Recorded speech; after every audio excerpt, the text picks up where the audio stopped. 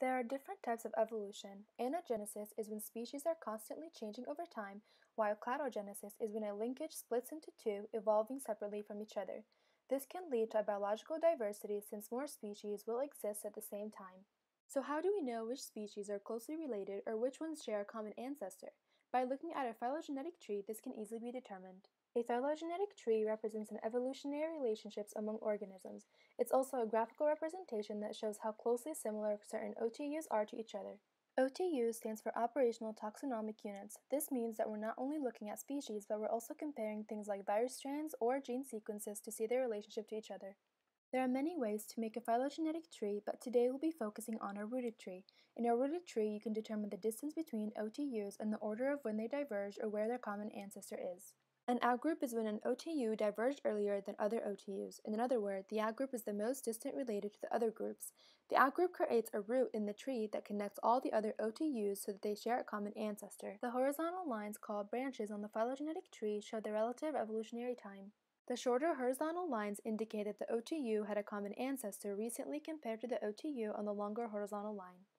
The branches connect together at the internal node, which represent the common ancestor that existed before divergence. The internal node also represents the occurrence of cladogenesis. To find the most closely related OTU, the lower the distance between two species, the closely related they are.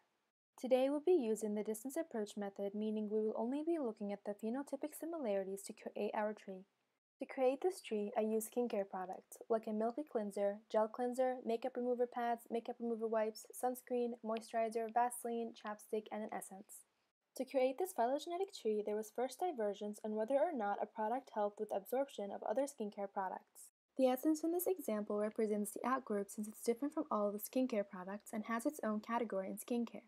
An essence is usually a lightweight liquid which preps your skin for better absorption to the rest of your skincare products. Another divergence occurred between whether it's a face product or a lip product. Vaseline and chapstick can be both put on your lips for hydration, but Vaseline can be used for many other things unlike chapstick. Vaseline also comes in a container, while chapstick doesn't. Cladogenesis occurs splitting products that are used at the beginning of the skincare routine versus the ones that are used at the end of the skincare routine. Sunscreen and moisturizers both have a creamy consistency and are used at the end, but they have different functions: sunscreen for protection and moisturizer to hydrate. The products that are used at the beginning of a skincare routine are then split into whether or not the products are effective in removing your makeup. Makeup pads and makeup wipes are made out of cotton and can remove makeup. They have a shorter branch since they are the most closely related, but they are different since the makeup pads usually have exfoliating properties while makeup wipes normally don't. Cleansers also diverge to dry skin versus oily skin. Both cleansers are used to cleanse and clean the face in the beginning of a skincare routine, but they also have a different consistency. One is milky for dry skin, and the other one has a gel consistency for oily skin.